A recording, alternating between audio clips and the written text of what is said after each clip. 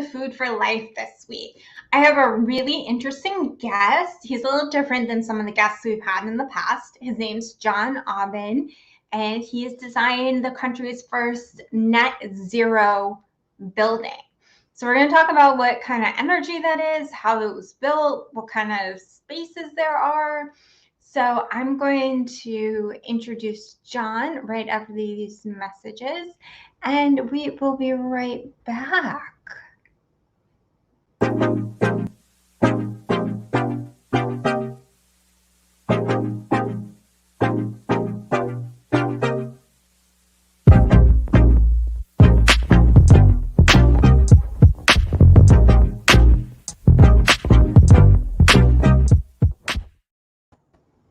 Hi, John. How are you? And welcome to Food for Life. Thank you. Thank you for having me. How are you doing today? I am great. And it's a cold day here in the Northeast. I'm a little further away, but it's pretty cold here too.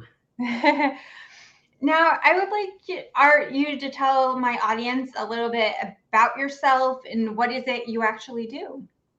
Sure. I'm an architect by trade. I'm licensed in Massachusetts and New York. But I also wear a number of hats. I am developing Open Square in Holyoke.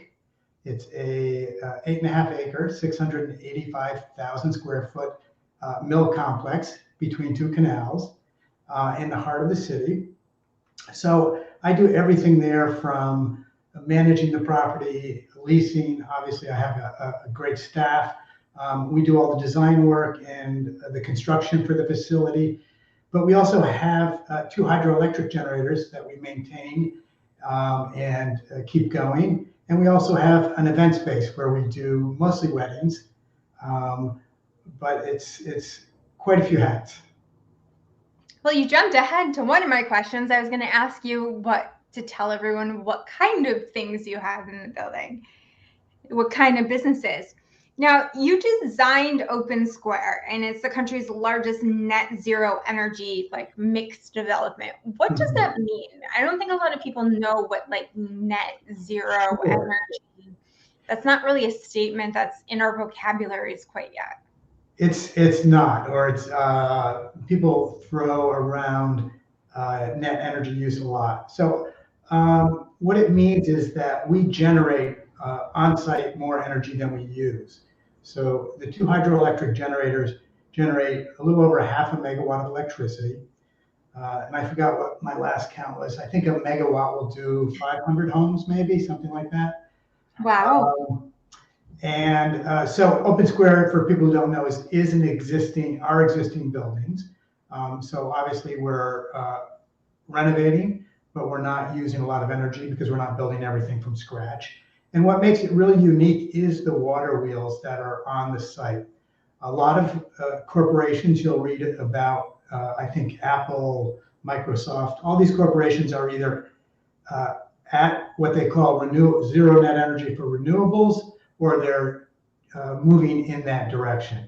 And what that generally means is they buy credits for a solar farm somewhere out in the Midwest, or geothermal somewhere, up in Iceland or something. So solar is a great renewable energy, as is wind, but they can't fit on site typically in enough quantity to offset the energy uses in a building. Solar, for example, takes the energy from the sun and it converts it to electricity, but it's only taking about 17% of that energy. So the output from a large rooftop of solar, doesn't actually produce the amount of energy you need to run a building typically.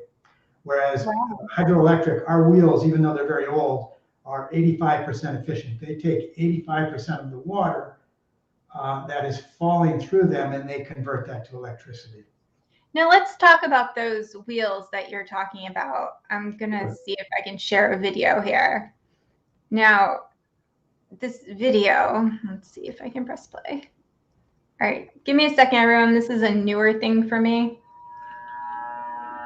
So let's see if all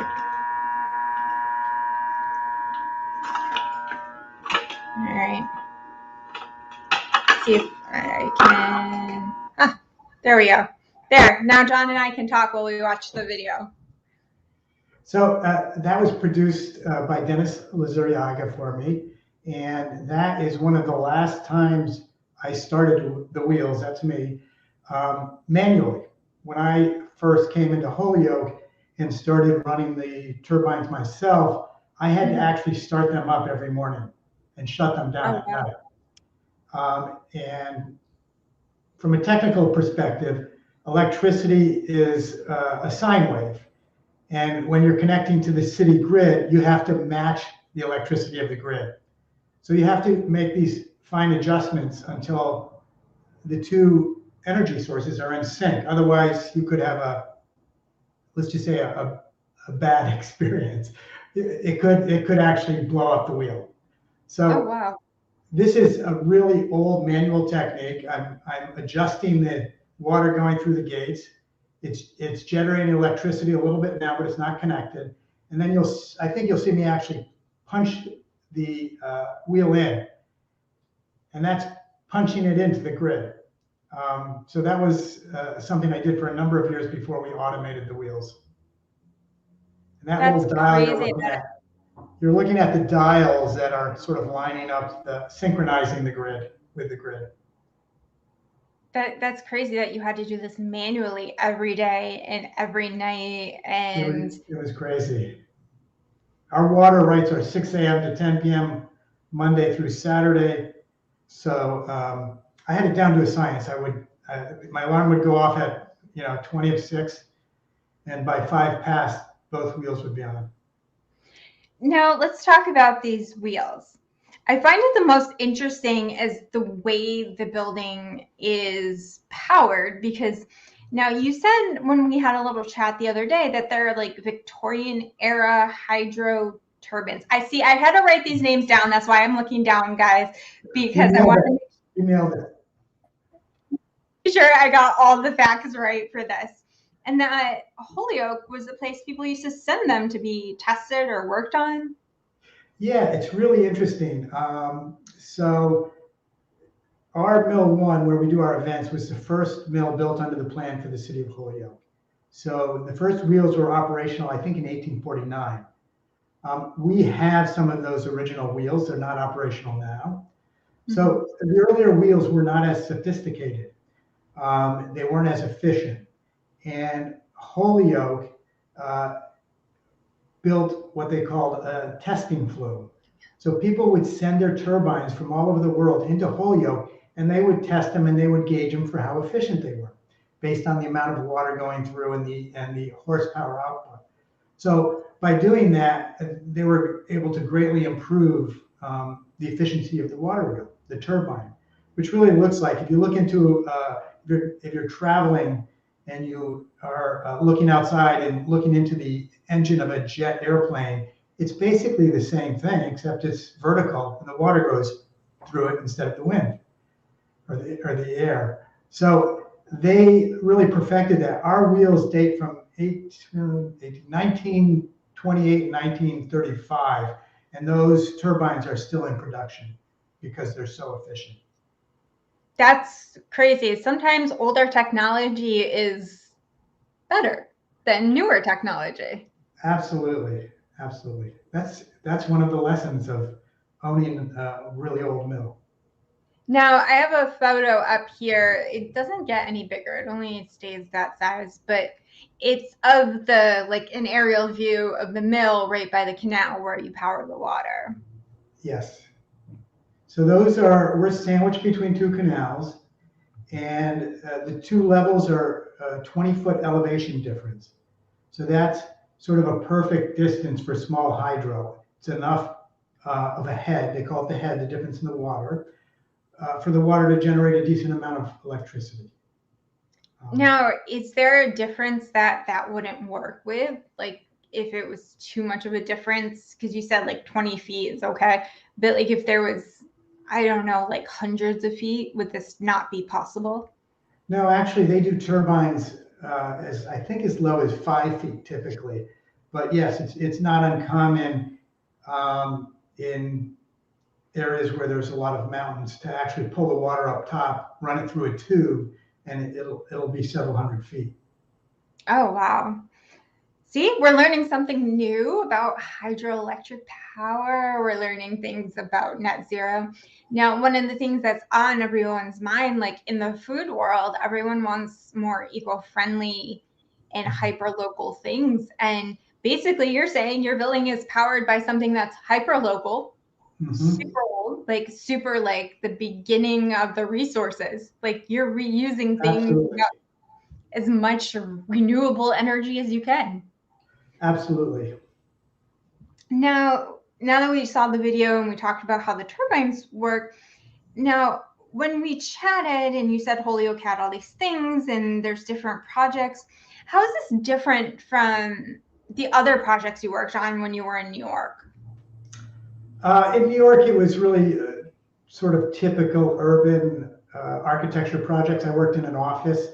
It was a little less hands-on, to say the least. So New York was, I kind of cut my teeth as an architect there. I worked for a firm that was the successor to the firm that built Grand Central Station. And I worked for a small firm that did health clubs for New York Sports Club. And it was great experience. So, I was working on projects at Columbia University, for example, the rare books library I worked on, and at JFK, or projects for the school system in New York. So it was really a great experience. I worked in New York for about 10 years, and it was just amazing. But also it took a lot of time to get projects done, and a lot of drama. Yeah. So Holyoke was.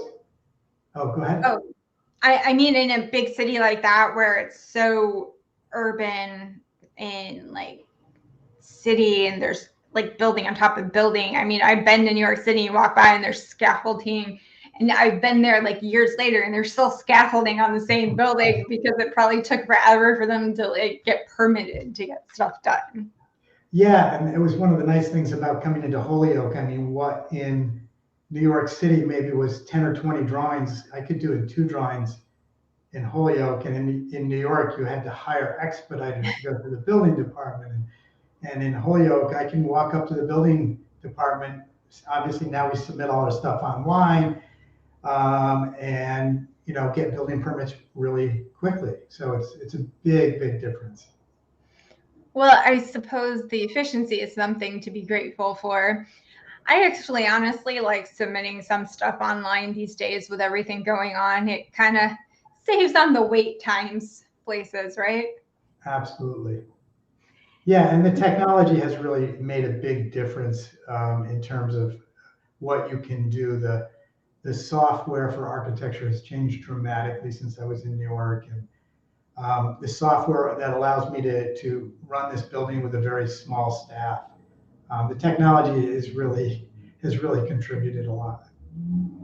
So what kind of software? Like, are you talking like as far as like setting stuff to go on and off and setting things to, because you said now that the turbines are hooked up to electricity, like you don't have to manually do it. So is there just a flip a switch kind of thing every day, or are they set like based on power usage? Mm-hmm. They're scheduled. In fact, I just checked it before we came online, and I can turn them off on my phone, or if they shut down for any particular reason. They've got, the nice thing is with the automation, we put in all kinds of safeties.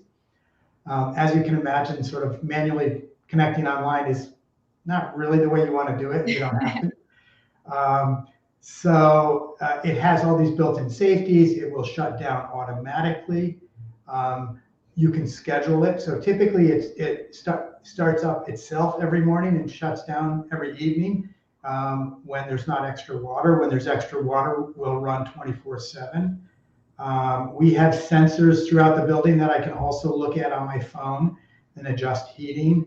Obviously cameras, although we don't really make that much use of cameras, but all these little things really make it so much easier to manage a big facility like this.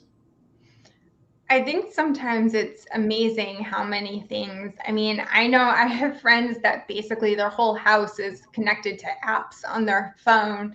Their security system, the dog feeder, the refrigerator, everything. Their lighting, they can press a button and the whole house is like the alarm system's on, the lights go on, the heating, you could get ice from the ice machine in the fridge. It's crazy.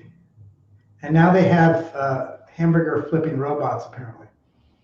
Yes, those have For been fast out for a food. few years.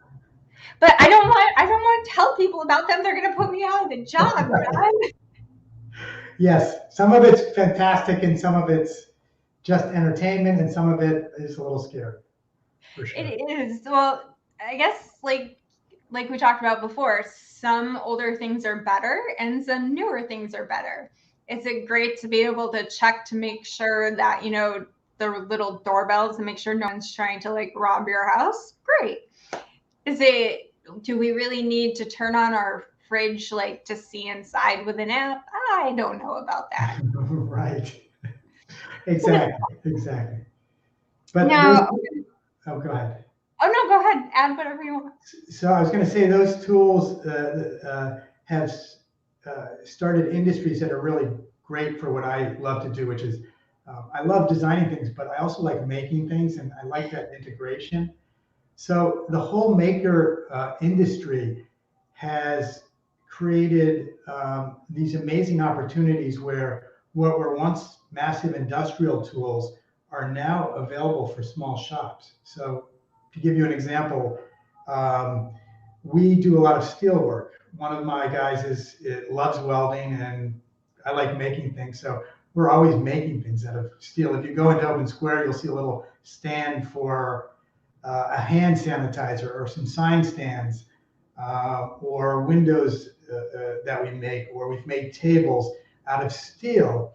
And one of the tools we have is a plasma cutter that takes and it'll cut patterns out of sheets of steel. And that was made possible because it was a Kickstarter. So Oh, wow. rather, yeah, before Kickstarter, these machines were, I don't know, $50,000, $200,000. And now you can get them for a couple of $1,000s. Expensive So machines.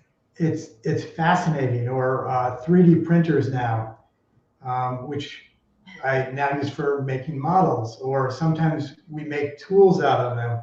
We were doing a construction project that's underway now. We're building a deck off our cafe, and the piers are concrete piers, and I wanted to put a chamfer around the top of the concrete. It's a round cylindrical tube, and Okay, I was gonna say I I don't think couldn't. people know what that is.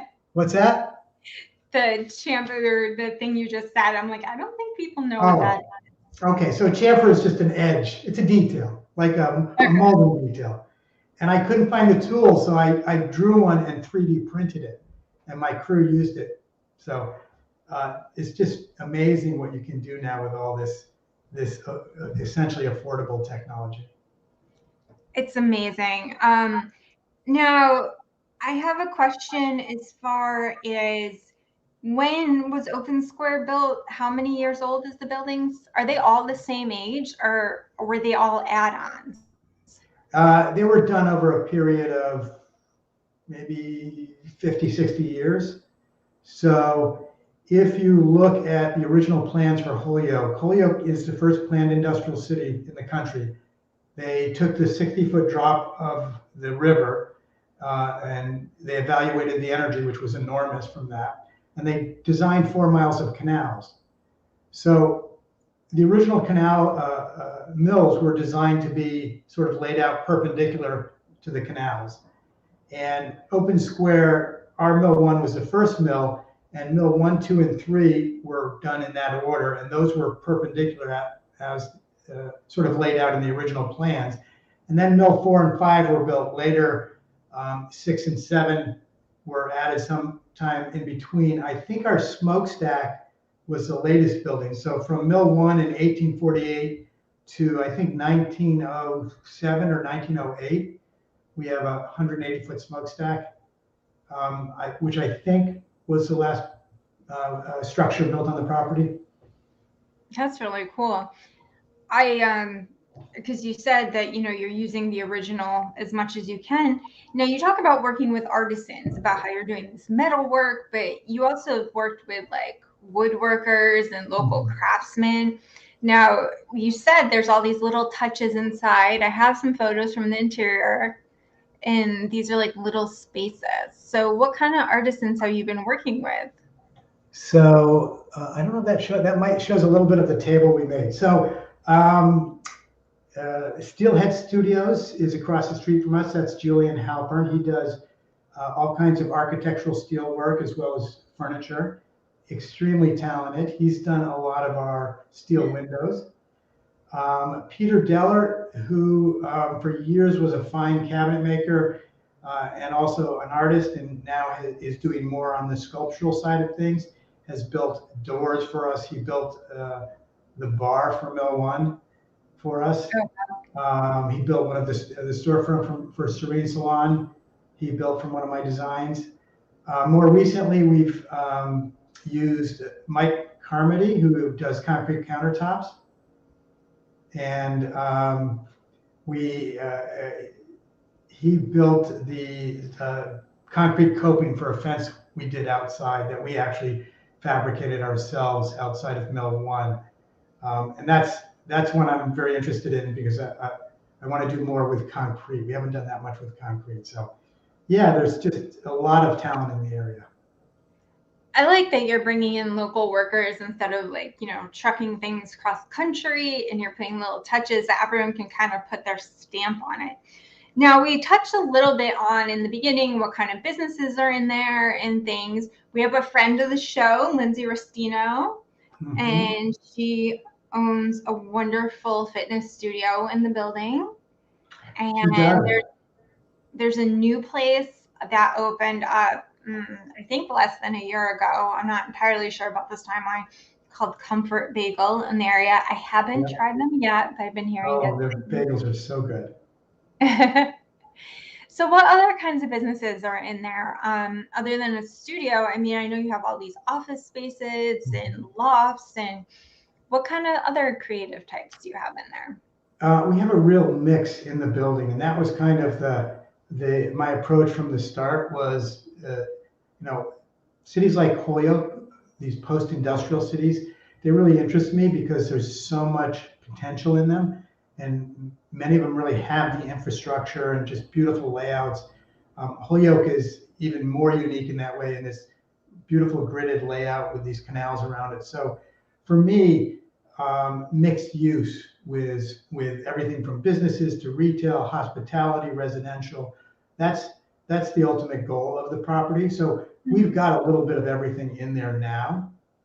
We have a core of office space, which ranges from, as you said, lawyers, medical companies, IT companies. We have a solar company, a very large solar company, the environmental engineers, and then we also have smaller companies, again, smaller lawyers, photographers. We have an entire floor that we sort of are targeting creatives. The build out is less sophisticated, but still beautiful because the raw space is so beautiful. So tall ceilings, varnished floors, big windows. And we do those simply so we can offer them at a better price point because we know, small marketing companies, small photographers, they don't have the budgets of the IT companies. And for me, it's that mix that really adds flavor to the property. If you're in IT, you're not, and you go get a bagel, you're not going to be surrounded by other IT geeks, right? People are going to wander in from one of Lindsay's workouts, totally exhausted. They're going to have like 4 bagels after one of her workouts. Yeah, but doesn't that negate your workout if you eat 4 bagels? No, I think it inspires it. You gotta have that goal at the end. Maybe some days. So, and we have 2 little retail shops, so we've got the retail going. We do have 1 loft. So it's really a very interesting mix of tenants that we have. Now, you said as far as residential, do you have a lot of residential residents in there, or is that just something you're working towards or working on? We only have one at the moment. It's something I'd love to do. It's, that is takes a little more time.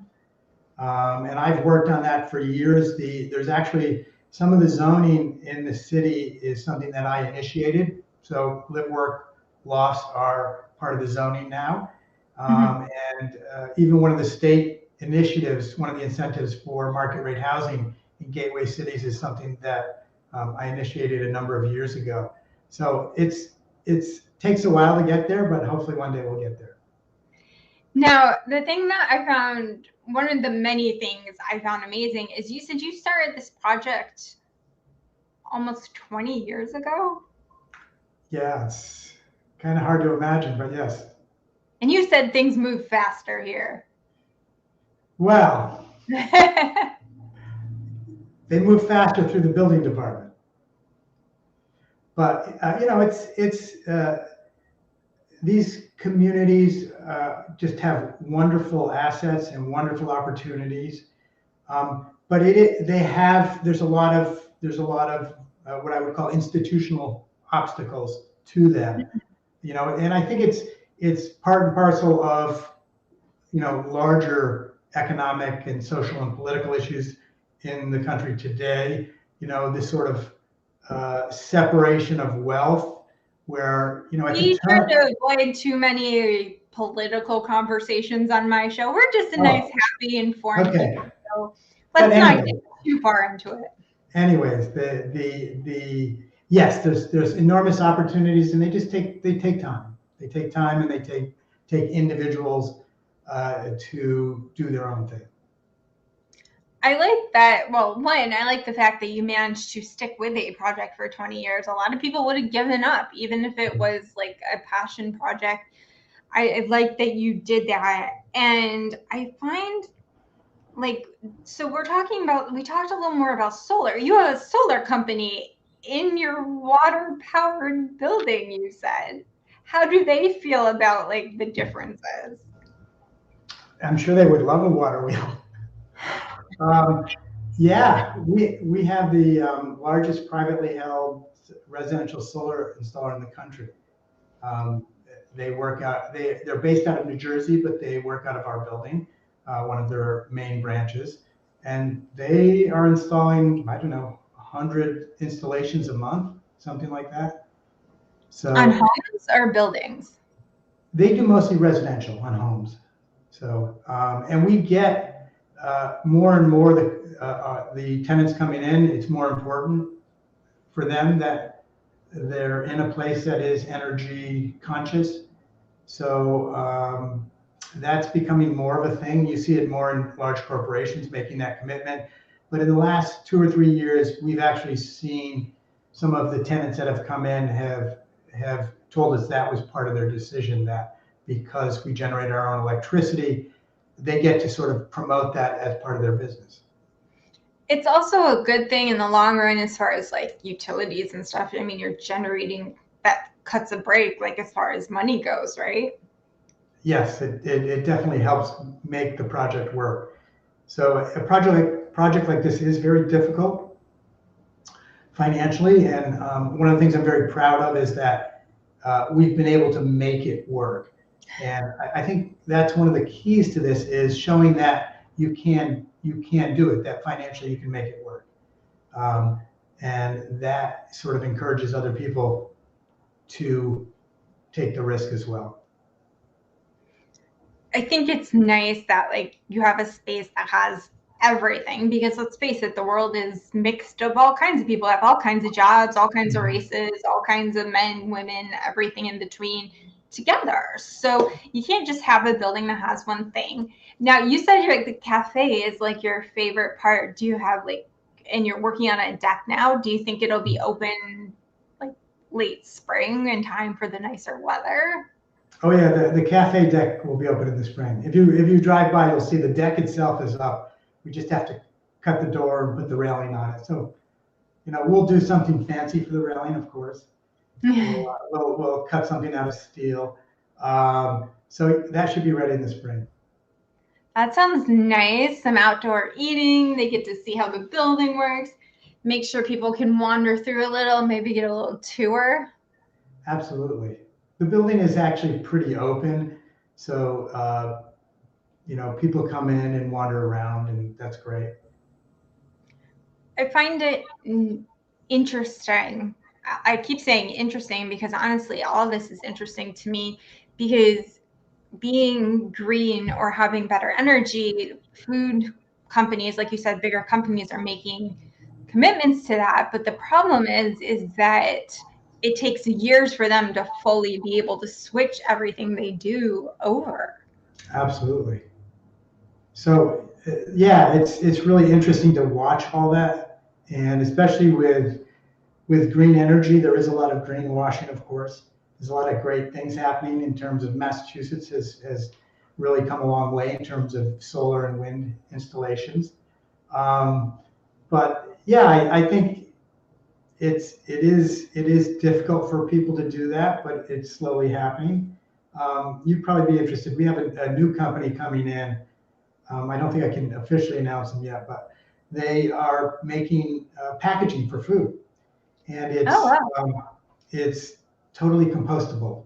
It does not require an industrial composting facility, which is what you see on most packaging, right? That it looks great, and you're saying, "Oh, this is great," but then it says it has to go into an industrial composting facility, which I don't think exists. So, yeah, and I can imagine, in what you do, that is very difficult. Yeah, I mean, finding the right amount, the balance between like something green and healthy and not full or like renewable or anything, and one, not trying to pass along anything that's too expensive to my clients or give them something healthy. And then there's the times where there are no other options. I can't find an option in between. So I do the best I can with the resources we have. Sometimes they're not ideal. Exactly. Yeah, and I think that's it. That's it with building technology too. I mean, there is some amazing technology out there, but some of it is so specialized or expensive or not durable. So if something's twice as efficient, but you have to replace it 4 times as much, and that there is a lot of technology out there like that. So it's very interesting. I kind of like that of doing the practical evaluations of all that and trying to max. Yeah, it's kind of like if we bought something like an appliance for the kitchen that's more expensive now, am I going to have to replace it in like 6 to 7 years, or is it going to perform better? The cost benefit analysis of things. And people don't think about stuff like that because stuff now is designed for you to replace it every so many years because they don't want you out of the marketplace, is my understanding. So it's interesting to see that that's still in bigger like corporate tools and appliances and machines that you need as well. Yeah, and we run into that all the time, but I guess as long as you're moving forward in the right direction, and that's a nice thing about small companies. We can make those choices, and it's just a choice. Oftentimes, it's like we always try to use the most sustainable approach, but sometimes you just can't get it done that way, and it's always a balance. It is, of course. Like you can't always do everything, but as long as you're trying your best. Now we're going to have a word from our sponsor, and we'll be right back with the last thoughts from John Aubin. Sounds good. From right to left and every angle in between, know what I mean? In this day and age, so many may seem like they're lost inside a world and held captive in a dream. A glimpse of mediocrity, take one for the team. And even though this path is long and this place is unforeseen, gotta keep your feet moving, filling spaces in between, seeing places in your dreams. If you complacent by your means, by all means go back to sleep. The path is steep, there's no rest for the weary if you intend to reach peaks. It gets deep, come on, it's infinite, we still climbing, yes, yes, y'all. And thanks for the positive vibes, but I still got a mountain to climb. Just take it one step at a time, yo. I'm gonna ball till I fall.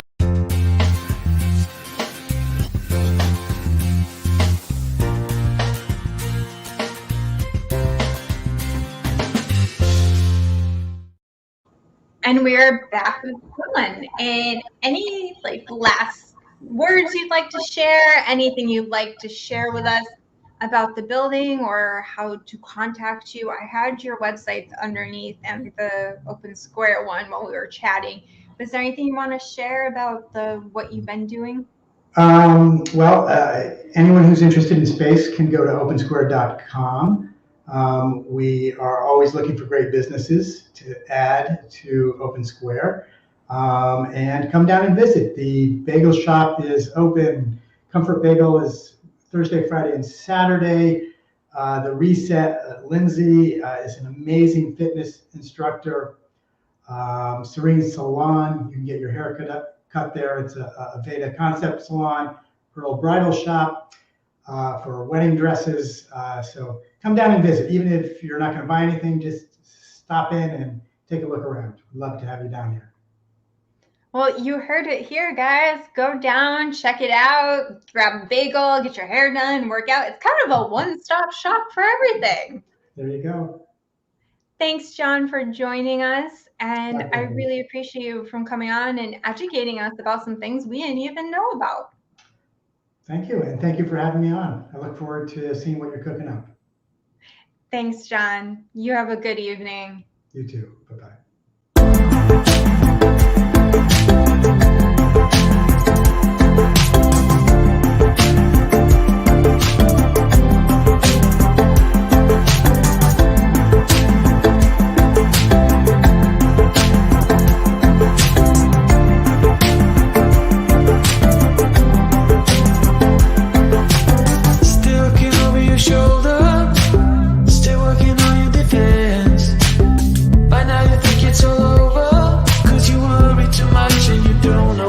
Fight again. And if you want my opinion, I'll let it take me away. Only relief is the four on the floor and the crowd that goes, oh, turn it up, turn it up, turn it up, turn it up, oh, turn it up.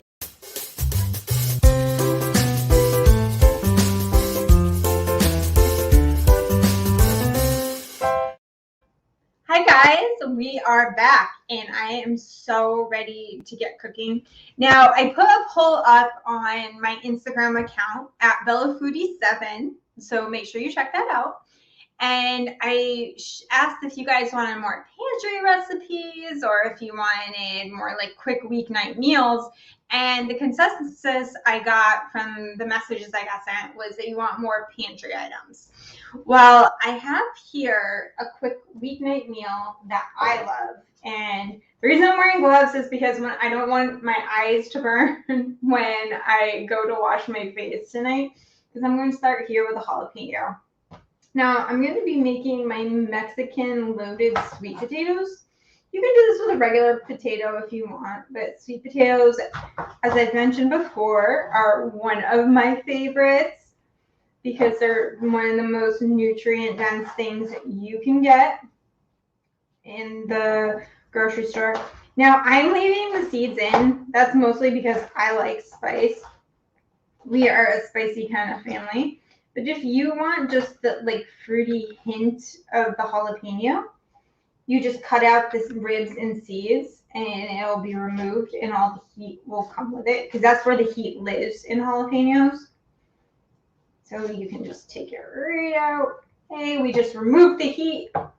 No more heat. So it's kind of or if you're a medium heat person, you can kind of remove half of it like I just did here. If you're really spicy, leave it in. If you're like a low spice, take it all out. Now, here's the funny thing about jalapenos is they love the heat. So in the summer, they're always amazing and great. But there's also something else about them. You always want to think the larger, the bigger the jalapeno, the better they are. You know, you want to get the biggest one at the store, at the farmer's market. But sometimes the bigger the jalapeno, the less spicy it is. So if you want spice, go for the little ones. All right, let's turn this burner on to about medium and put in some olive oil or whatever your favorite oil is. But the olive oil is good for you. It's good for your heart. Now I'm going to add in my jalapeno. I'm going to just cook it up slightly. It doesn't need to cook all the way. Just want to soften it up a bit. And I'm going to add black beans into it. Now, black beans are full of protein and delicious. I love them. They're so good. Now, I'm going to let that saute a little. I have some baby tomatoes here. Lovely little tomatoes that I'm going to chop up. I'm going to actually add them to the black beans. I find that the acidity from the tomatoes helps kind of balance it out. Or you can just put them plain on the top of our sweet potato. What do you think? Or you could do like a salsa if you wanted, like a pico with them. I like to just add them into the beans, kind of a one thing. I sometimes add things like spinach or broccoli to this recipe, depending on the day. Oh, that one has a funny smell. Okay. Now I'm just chopping these up. I'm going to add them in now. I'm going to make sure they're all chopped up because I want them to release their juices. Now I have 1 can of rinsed and drained black beans. Now I have the organic kind, and you want the low sodium one because you want to be able to control the salt that's in your food. Nobody wants salty food or salty beans. You want to be the one that knows how much salt is in your food. We don't want to keep adding things we don't need. So we're going to just give that a good old stir. And as you can hear, you hear the sizzle? Yeah, there we go. Now I'm going to add in, I have some, basically my own version of the Mexican spice blend here. I have cayenne, a little bit of chipotle powder. I have some coriander and some cumin and paprika. Cumin and coriander go together. They're like best friends, kind of together for life. And if you don't like cilantro, you're still going to like coriander. They come from 2 different parts of the plant and they taste differently. Coriander is more of a citrusy note. So we're going to get that in there. Ready. Now the reason I add this in before I add in my beans is because they've been sitting in your spice cabinet or your pantry or wherever you have them. And the thing is that they need to be woken up. So the heat starts getting them to release their oils and their flavors because they've been taking a nice nap in your pantry. Now that I've done that, I have the 1 can that I drained and rinsed because there is a little bit of sodium even with the low sodium. So I want to make sure I get all that off. And we're going to add that in. Give it a big old stir to combine. And let that cook down. Ooh, I can smell those spices already. Now, I'm going to let that cook down for a few minutes while I show you. And I'm going to add in, after it cooks down, some lime zest and some things. And some lime juice. I'm going to give it a nice hefty pinch of salt.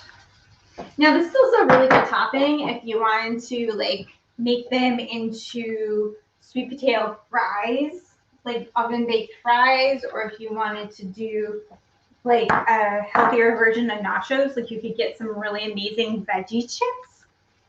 Now, I have on a baking sheet, I kind of got smushed when I was trying to smoosh it. I'll show you in a second. I have a very lovely sweet potato on a baking sheet. I kind of mushed it down a little. Not very well, but I did. And I opened it and I opened it up. Now I'm going to toss the beans in there, and I have some shredded cheese. I cut it open and I kind of mushed it. Now you can make the sweet potatoes in the microwave if you really don't have time. You just kind of poke them with a fork to get vent holes, and just keep turning them every few minutes in the microwave, and voila, a potato. That doesn't take an hour. Because I know you all are busy people. So we're going to do a pinch of salt and a pinch of black pepper on the top. Now here's the fun part. Now that those are cooking down, I forgot to grab, voila, my amazing potato masher. All right, so with the potato masher, now that these are starting to cook down, I like to do a little bit of a mash, not a big mash, just a little one. This is also great as a dip, like a base for a nice black bean dip, if you're interested. You know, Super Bowl Sunday is coming up. All right. As you can see, I can show you, it's cooking down nicely. Another few minutes. Alrighty. Now, I salt and pepper my potato just because, you know, we want to make sure that's all good.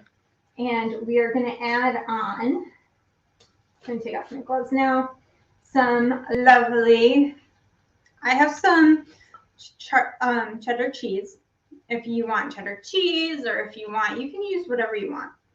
I got to taste it. Always good. Now let's talk about the pre-shredded cheddar cheese. And that always has things in it that help it from caking, anti-caking agents like potato flakes and cornstarch and other stuff. You really, and to best bang for your buck, it's to buy the brick cheese and shred it yourself.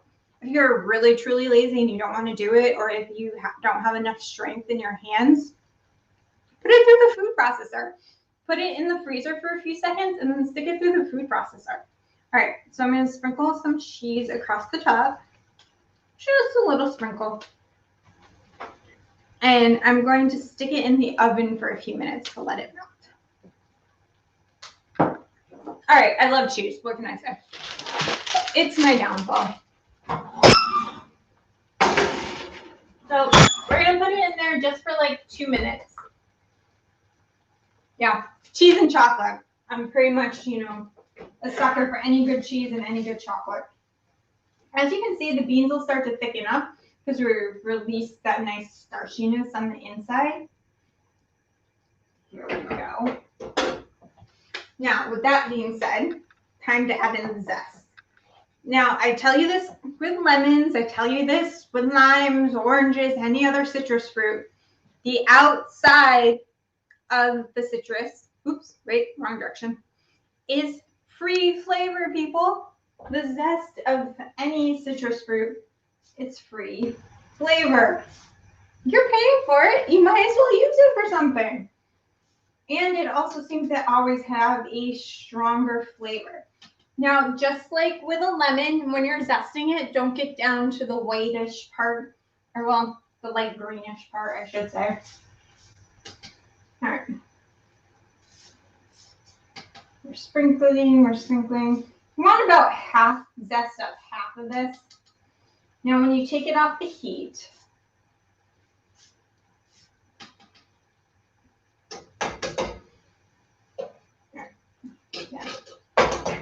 got stuck there for a second.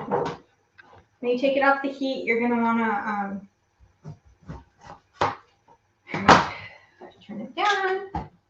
Take it off the heat. Zest.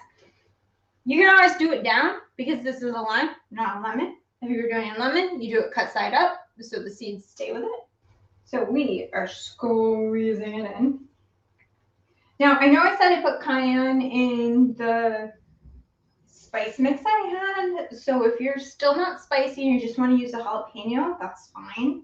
But I just like the flavor. There are two different notes on your palate, the different spices. Some chili peppers are fruitier, some are more spice forward, some have just all kinds of different flavors, and something you just want to be able to be aware of. All right, now that it's been in there, it'll be another few seconds. I'm going to rinse my hands real quick. Don't want to get citrus juice everywhere. Now let's see, what do we have? Now that'll be in there a few minutes to get it all melty and gooey. Now one of the fun things I have, I'm going to grab a nice spoon. I love the skyr or the Greek yogurt, and I use it all the time. I use it for my smoothies. I use it for everything. And yes, I know I'm off camera, but I didn't want to leave this out. So I have one here that I like to top this with after it's been melted. Now you can mix this with a little bit of lime or lemon juice if you wanted. I'm just going to scoop a little out for my potato. Or you can put a little salt. I like to give it a pinch of salt or a pinch of pepper just to season it up. I sometimes put some lemon zest in it, or you can top these with some lovely chives or scallions or some parsley. Now let's see how we're doing. Let's check the cheese. It's cheese chicken time. Oh, we're getting there. All right. So we have the nice, thick and steamy. Maybe it'll be easier on this camera. No, maybe. Potato. All right. So what I am going to do is take a little bite. Gotta grab myself a spoon to take a little bite.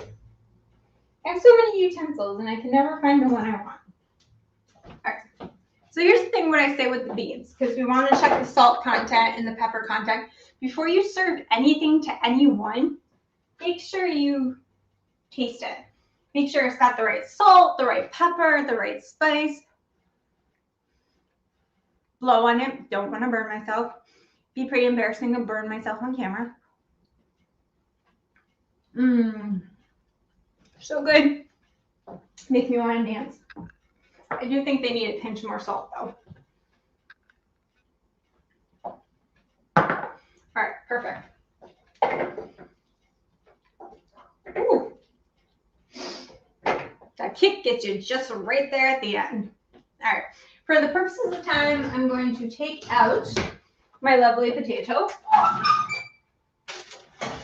whose cheese is only barely starting to melt. But that's okay, the beans are hot, so it shouldn't really matter.